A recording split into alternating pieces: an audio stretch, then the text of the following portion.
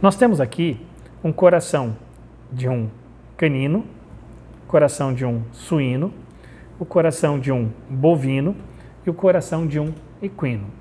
O coração, ele possui mais ou menos um formato piramidal.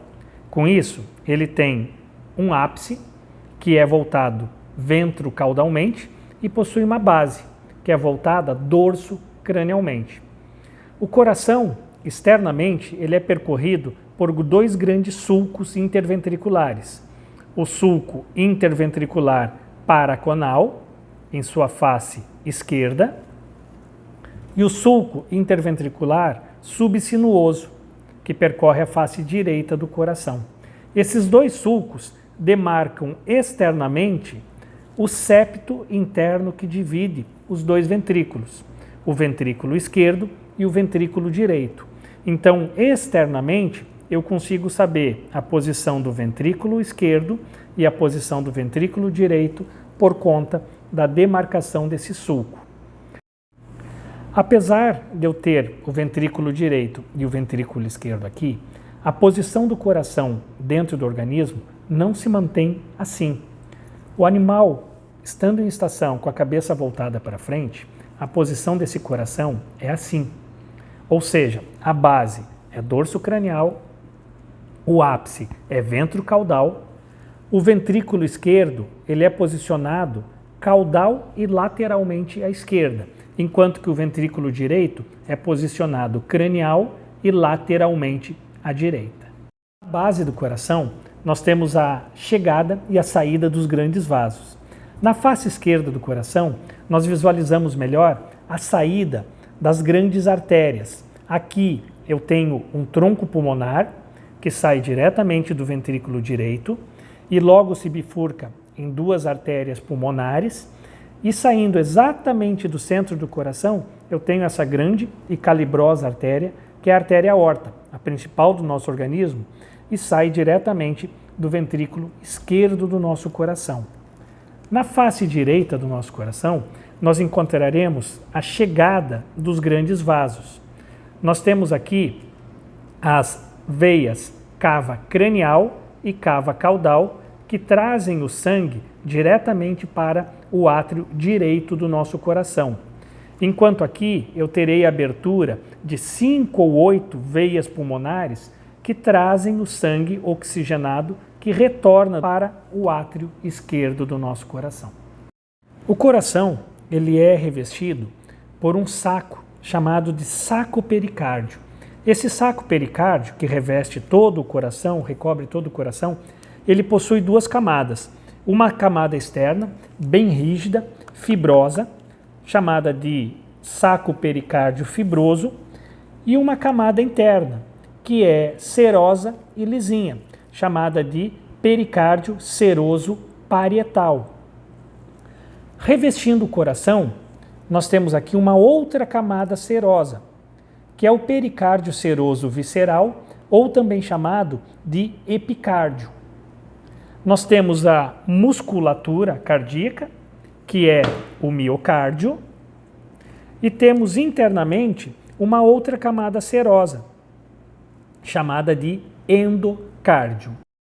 Internamente ao coração, nós temos 4 cavidades, aqui vistas pela face direita do coração. Nós temos 2 átrios e 2 ventrículos, um átrio e um ventrículo direito, um átrio e um ventrículo esquerdo. Quem separa o átrio do ventrículo é um septo, uma estrutura muscular que faz a separação e nós chamamos de septo átrio-ventricular. Nós temos aqui o septo átrio-ventricular esquerdo e aqui o septo átrio-ventricular direito.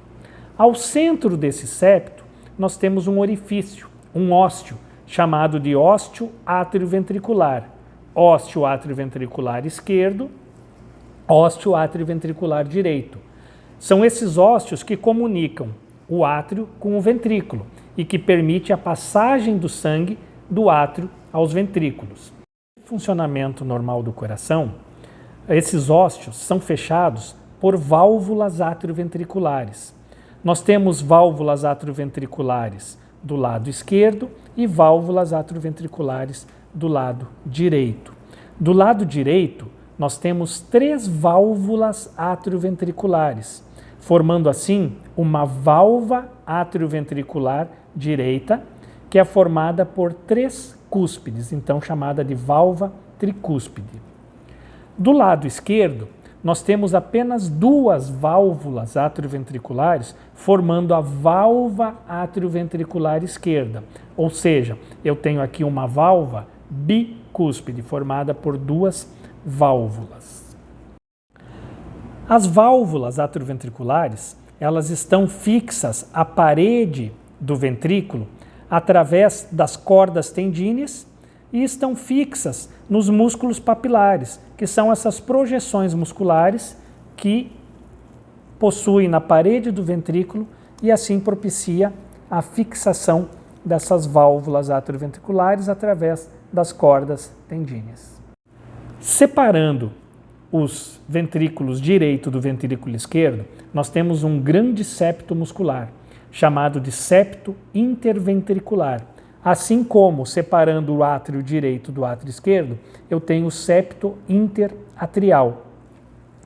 Na parede dos ventrículos, nós podemos localizar alguns filamentos musculares, chamados de trabéculas septomarginais ou cintas modeladoras.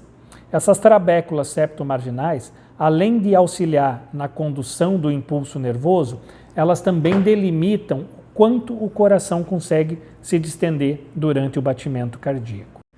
Dentro dos grandes vasos da artéria aorta e do tronco pulmonar, nós encontraremos também válvulas, 3 válvulas em formato de meia-lua, chamado de válvulas semilunares. Essas válvulas, elas formam uma válvula que impede que o sangue, após a saída do ventrículo, retorne para o seu interior. Eu tenho aqui a válvula aórtica, que também é uma válvula tricúspide, e tenho aqui a válvula pulmonar, que também é uma válvula tricúspide formada por 3 válvulas semilunares.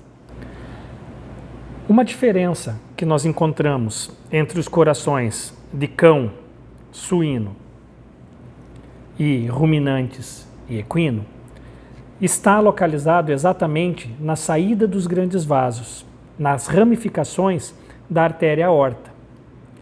Em carnívoros e suínos, a artéria aorta emite 2 ramos logo no início de seu arco aórtico, sendo o primeiro ramo o tronco braquiocefálico e o segundo a artéria subclávia esquerda, tanto em carnívoros quanto em suínos. Tronco braquiocefálico saindo diretamente da aorta e artéria subclávia esquerda também saindo diretamente da aorta.